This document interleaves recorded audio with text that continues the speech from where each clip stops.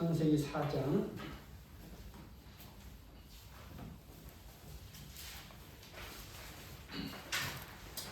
구약성경 4쪽 창세기 4장 1절에서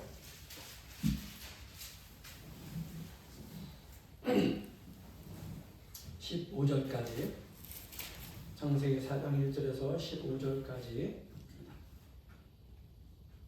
저와 여러분 한 절씩 읽어보겠습니다. 아담이 그의 아내 하와와 동침함에 하와가 임신하여 가인을 낳고 이르되 내가 여호와로 말미암아 등남하였다 하니라.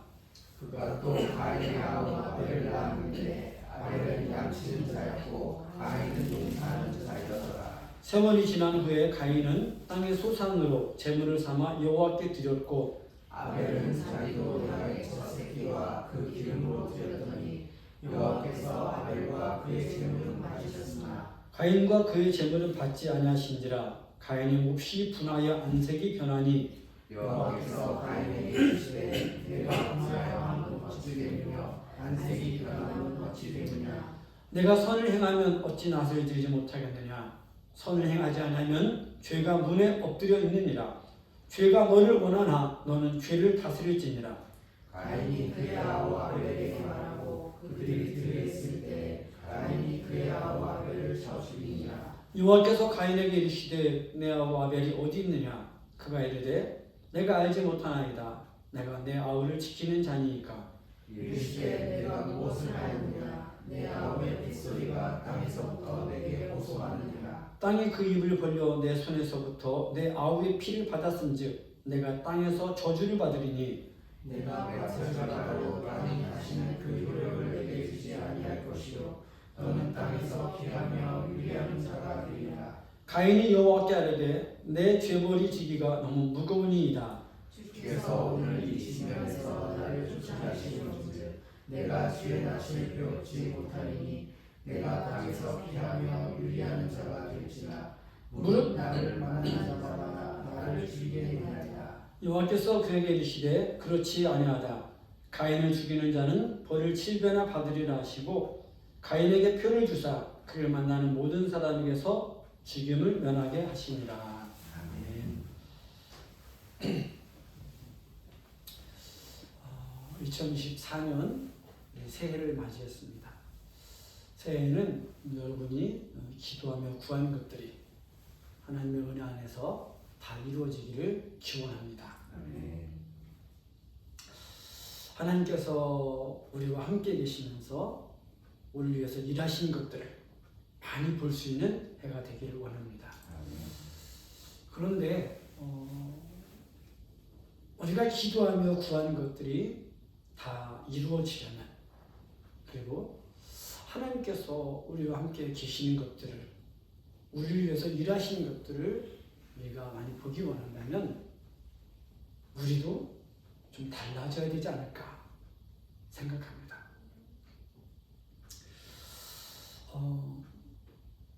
작년과 똑같이 살면서 올해는 달라지길 원한다면 그것은 망상이고 그것은 스스로를 속이는 것입니다. 아인슈타인도 그렇게 말을 했더라고요. 어제와 똑같은 오늘을 살면서 다른 결과를 기대하는 것은 미친 짓이다. 좀 더 순화하면 정신병 초기 증세다. 라고 이렇게 말을 했습니다. 그러면 무엇부터 달라져야 할까요? 저는 예배부터 달라져야 된다고 생각합니다. 왜냐하면 우리의 삶에 있어서 우리 인생에 있어서 가장 중요한 가장 큰 영향을 미치는 것은 우리와 하나님과의 관계이기 때문입니다. 하나님이 우리 삶에 가장 큰 영향을 미치시는 분이시기 때문에 우리가 하나님 앞에 드리는 예배가 먼저 달라져야 된다라고 생각합니다. 우리와 하나님과의 관계가 잘 되어 있는지 잘 되어 있지 않은지를 드러내 주는 것이 우리의 예배이기 때문입니다. 그리고 우리의 예배를 통해서 우리의 운명과 우리의 미래가 결정되기 때문입니다. 오늘 가인과 아벨의 예배를 통해서 그것을 알 수 있습니다. 가인은 하나님께 제물을 드렸습니다. 하나님께 예배를 드렸습니다. 그러나 가인의 예배는 하나님을 기쁘시게 하지 못했습니다. 무엇으로 알 수 있습니까? 하나님께서 그의 제물을 받지 않으셨다는 것을 통해서 알 수 있습니다. 그것은 가인이 하나님을 기쁘시게 하는 자가 되지 못했음을 나타내는 것입니다. 그렇다면 그 이유가 무엇일까요? 그의 외모 때문이었을까요? 어떤 사람은 그 외모가 마음에 안 들면 그냥 이렇게 편견이 있어서 그냥 싫어하는 사람이 있어요. 그런데 하나님은 외모를 보지 않으시고 마음의 중심을 보신다고 하셨기 때문에 외모 때문은 아닐 것입니다. 그러면 그가 드린 재물 때문이었을까요? 아닙니다. 가인은 농사하는 사람이었기 때문에 농사에서 얻은 소산물을, 땅의 소산물을 하나님께 제물로 드리는 것이 그건 당연했습니다. 그렇다면 무엇 때문이었을까요? 바로 가인 그 자신 때문이었습니다. 5절을 한번 보십시오. 가인과 그의 제물은 받지 아니하신지라 라고 했습니다. 가인의 제물만 하나님께서 받지 않으신 것이 아닙니다. 정확하게 보면 가인과 그의 제물을 받지 않으셨다라고 했습니다. 가인도 받지 않으시고 가인의 제물도 받지 않으셨다라는 말입니다. 이게 무슨 의미입니까? 하나님이 가인을 받아들이실 수 없었다라는 것입니다. 하나님이 가인을 기뻐하실 수 없었기 때문에 가인이 드리는 제물도, 가인이 드리는 예배도 하나님께서 기쁘게 받으실 수 없었다라는 것입니다. 외모 때문도 아니고 재물 때문도 아니고 가인 그 자신이 하나님께서 받으실 수 없는 존재이기 때문에 그의 예배를 받으실 수 없었다라는 것입니다. 그렇다면 가인이 어떻게 살았길래 하나님께서 그의 예배를 받지 않으시고 그 자신을 받지 않으신 것일까요? 안타깝게도 하나님께서 가인과 그의 제물을 받지 않으실 때 그 이전에 가인이 어떻게 살았는지는 우리가 알 수 없습니다. 왜냐하면 성경이 그것에 대해서는 아무것도 기록해 놓지 않았기 때문입니다. 하지만 우리는 하나님께서 가인과 그의 제물을 받지 않으신 이후에 가인에게서 나타났던 행동을 통해서 충분히 알 수 있습니다. 하나를 보면 열을 알 수 있다. 가인과 그의 제물을 받지 않으셨을 때 그가 하나님 앞에 보였던 그 행동을 보면 그 이전에도 그 가인이 어떤 사람이었는지 하나님 앞에서 어떻게 살았는지 알 수 있다라는 것입니다. 그는 어떻게 살았습니까? 첫째로 그는 하나님 앞에서 몹시 화를 냈습니다. 하나님 앞에서 안색이 변했습니다. 하나님 앞에서 하나님을 향해서 얼마나 분을 내고 안색이 변했는지 하나님이 당황하실 정도였습니다. 얘가 왜 이래? 저는 그렇게 느꼈어요. 잘못은 지가 해놓고 왜 하나님 앞에 분을 내는 거야? 하나님 앞에 막 안색이 변해. 얘가 왜 이래? 그래서 하나님이 너 왜 그러니? 너 왜 내 앞에서 화를 내고 안색이 변하니? 라고 하나님이 물으실 수밖에 없었습니다. 저도 자녀를 키우거든요. 자녀가 잘못해서 뭔가 이렇게 나무라는 일이 있잖아요. 근데 자녀가 받아들이지 않고 발끈하는 거예요. 그러면 당황하는 거예요. 얘가 왜 이래? 잘못은 지가 해놓고 내가 아버지로서 사랑하는 마음으로서 이렇게 가르치는데 왜 나한테 분을 내고 안색이 변해? 그럼 당황하잖아요. 하나님도 꼭 그런 거예요. 너 왜 내 앞에서 분을 내고 안색이 변하니? 이렇게 물으신 것입니다. 하나님 앞에서 가인은 올바른 태도를 보이지 못했습니다. 하나님을 경외하지 않았어요.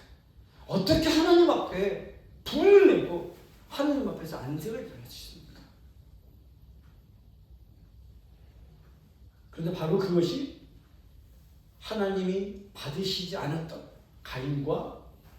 가인의 삶 속에서 보였던 모습이었습니다. 그러므로 저는 새해를 맞이하면서 하나님 앞에 예배를 드리는 이 시간, 우리도 가인처럼 내가 혹시 하나님 앞에 불을 내며 하나님 앞에서 안색이 변했던 적은 없었는가 한번 돌아볼 수 있기를 원합니다. 잘못은 내가 해놓고도 오히려 내가 하나님을 원망하며 하나님께 불평하며 그랬던 적은 없는가 한번 우리 삶을 돌아볼 수 있기를 원합니다. 왜요? 우리 삶은, 우리의 예배는 하나님이 받으시는 예배, 우리는 하나님이 받으시는 자가 되어야 하기 때문입니다.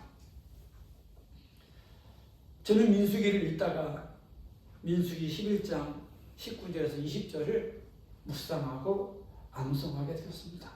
하나 넘겨주세요. 하루나 이틀이나 닷새나 열흘이나 수문할 뿐만 아니라 냄새도 싫어하기까지 한 달 동안 먹게 하시니 이는 너희가 너희 중에 계시는 여호와를 멸시하고 그 앞에서 울며 이르기를 우리가 어찌하여 애굽에서 나왔던가 하니라 하라. 이게 무슨 말이냐면 이스라엘 자손이 애굽에서 나왔을 때 홍해를 건넜을 때 얼마나 감사했어요. 모두 춤을 추며 감사했잖아요. 애굽에서 학대받고 있는 종살에서 하나님 구원이셨다고 그 엄청난 능력으로 그 기사 표정을 통해서 우리를 구했다고 감사했잖아요. 근데 광야를 지내는 동안 만나만 먹다가 음식에 질렸다는 거예요. 고기를 못 먹었다는 거예요.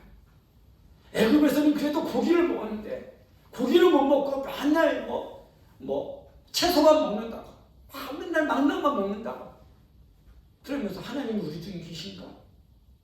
하나님을 원망했던 거잖아요. 그런데 그 모습에 제가 있더라고요. 하나님이 더불어 행복한 교회를 개척하게 하시고 그 중에서 많이 함께 하시는 동안에 제가 감사하며 기뻐했던 일이 많았었거든요. 그런데 여전히 목회하다가 힘들고 막 답답하고 나 힘이 되고 그럴 때 하나님이 나와 함께 계시나? 그리고 하나님 앞에서 내 처지가 불쌍해서 막 울고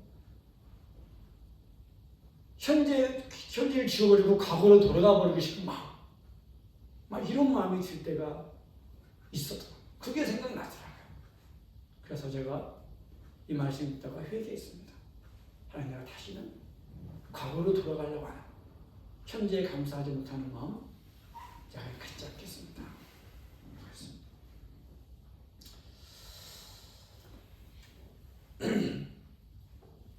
여러분은 어떠신가요? 혹시 여러분은 하나님 앞에서 불을 내고 안색이 변했던 적이 없으신가요? 만약 그러시다면 이 시간에 여러분 빨리 회개하시기 바랍니다. 그래서 하나님이 받으시는 예배처럼 하나님 받으시는 예배를 드릴 수 있기를 원합니다.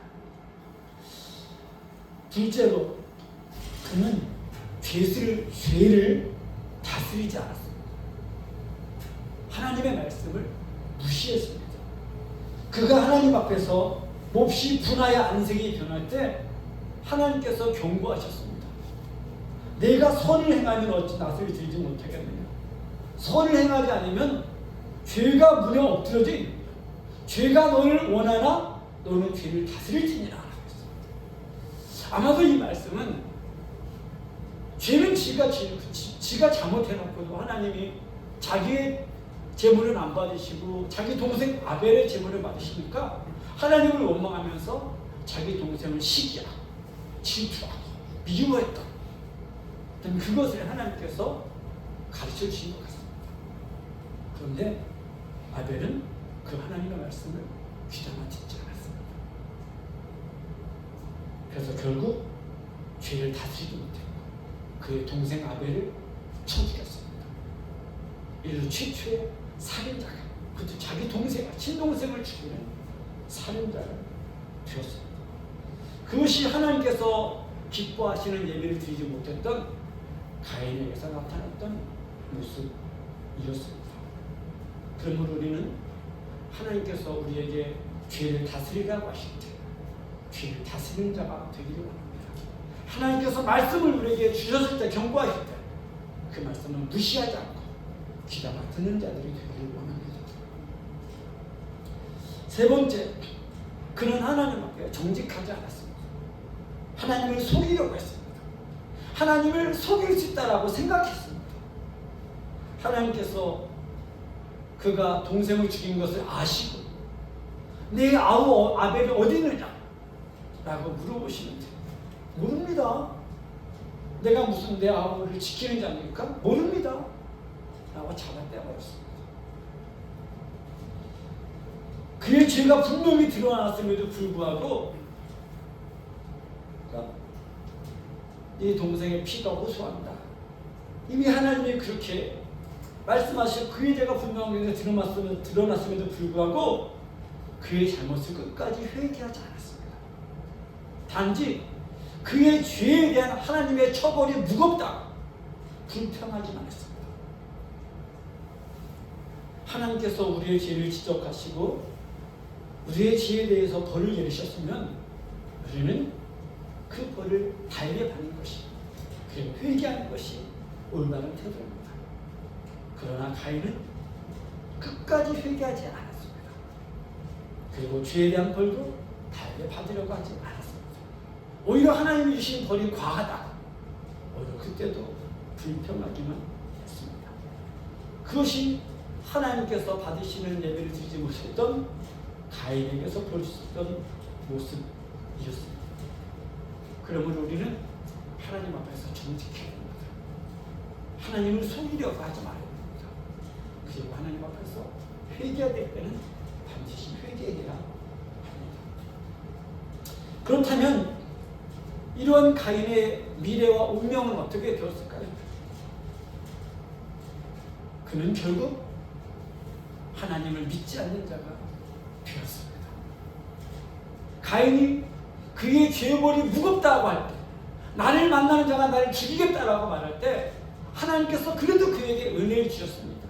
아니, 너를 죽이는 자는 벌을 7배나 받을 거야. 너를 만나는 자가 너를 죽이지 못하도 내가 표를 줄게. 아무도 너를 죽이지 못할 거야 라고 말씀해 주셨습니다. 그러나 가인은 하나님의 말씀을 믿지 못했습니다. 그래서 스스로 성을 쌓았습니다. 성을 쌓아서 스스로 자기를 보호하려고 했습니다. 하나님을 전혀 믿지 못하는 모습을 보여주었습니다. 그리고 하나님의 이름을 부르지 않았습니다. 하나님이 나중에 가인이 죽인 아벨 대신 셋을 나타내셨을 때 그 셋 때야 비로소 여호와 이름을 불렀다라는 말씀이 나오는 걸 보면 가인은 다시는 여호와 이름을 부르지 않았습니다. 그것은 하나님을 예배하지도 않았다, 하나님을 찾지도 않았다, 하나님 없이 살았다 라는 말인 것입니다. 신약 성경에 의하면 하나님을 가인은 결국 악한 자에게 속한 것으로 끝납니다. 그리고 그는 화가 있는, 하나님으로부터 화를 당한 자로 끝나갑니다. 그것이 가인의 미래의 운명이었습니다. 아벨은 어떤가요? 아벨의 제물은 하나님께서 받으셨습니다. 아벨의 예배는 하나님을 기쁘시게 했습니다. 왜요? 하나님께서 아벨을 기뻐하셨기 때문이었습니다. 하나님이 아벨을 기뻐하셨기 때문에 아벨의 예배도 기쁘게 받으셨습니다. 그러면 아벨은 어떻게 살았길래 하나님께서 그를 기뻐하셨을까요? 아벨은 선을 행했습니다. 하나님께서 가인에게 내가 선을 행하면 어찌 나를 드리지 못하겠느냐 라고 하신 말씀을 보면 가인은 선을 행하지 않았고 아벨은 선을 행했다는 것을 알 수 있습니다.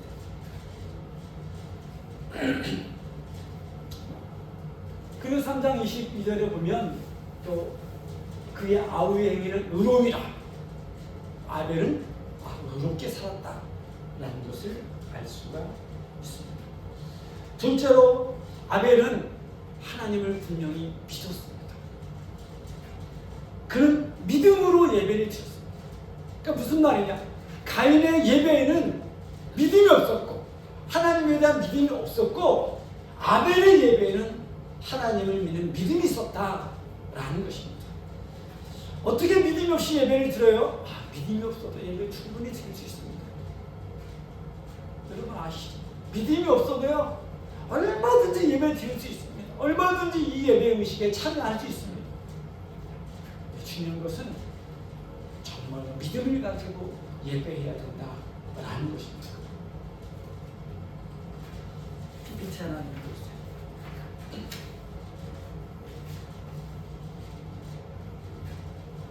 믿음으로 아벨은 가인보다 더 나은 제사를 하나님께 드렸다라고 분명 믿음이었어요. 믿음이 아벨이 형 가인보다 나은 예배를 하나님 앞에 드릴 수 있었던 이유였습니다. 그렇다면 아벨의 미래와 운명은 어떻게 되었을까요? 안타깝게도 아벨은 그의 형에게 맞아 죽었습니다. 일찍 죽었습니다. 세상에서 부자가 되지도 못했고 세상에서 명예를 얻지도 못했고 세상에서 장수하지도 못했습니다. 그러나 하나님께서 그의 이름을 높여주셨습니다. 하나님께서 아벨을 인정해 주셨습니다. 히브리서 11장을 보십시오. 하나님께서 믿음의 사람들에 대해서 가르쳐 주시는데 그 믿음의 사람에 대한 모델로 첫 번째로 아벨을 지목하셨습니다. 믿음으로 아벨. 그리고 그 다음에 나오는 사람들은 어떤 사람들입니까? 믿음으로 에녹, 믿음으로 노아, 믿음으로 아브라함. 에녹은 하나님이 기뻐하셔서 죽음을 경험하지 않고 승천한 사람이잖아요. 노아는 하나님께서 이 세상을 심판하실 때 방주를 만들어서 자기 가족을 구원했던 사람이잖아요. 아브라함은 믿음의 조상이 됐던 사람입니다. 그런데 하나님께서 이러한 믿음의 사람들과 함께 아벨의 이름을 똑같이 그렇게 주셨다라는 거예요. 그렇게 하나님이 아벨의 이름을 높여주셨고 아벨의 믿음을 인정해 주셨다라는 것입니다. 이 땅에서 그의 생애는 너무 짧았지만 하나님은 영원히 그의 이름을 높여주셨고 영원히 그의 이름을 기억하게 해주셨습니다.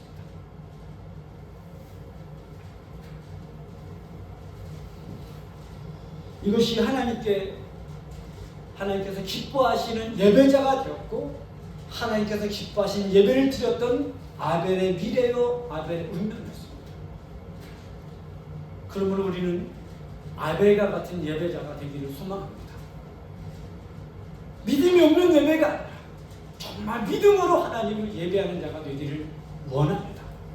우리가 예배하는 그 선하신 하나님, 그 의로우신 하나님을 닮아서 우리가 믿음에서 나오는 의로운 삶, 선한 삶을 살아가는 하나님과 같이 거룩하게 살아가는 그런 참된 예배자가 되기를 원합니다.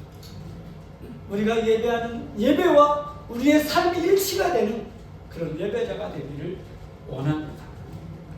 그러면 하나님께서도 우리의 예배를 기뻐받아 주시고 우리의 미래와 운명도 하나님이 기억해 주시고 하나님 인정해 주시고 하나님이 높여주시는 우리가 될 것을 믿습니다.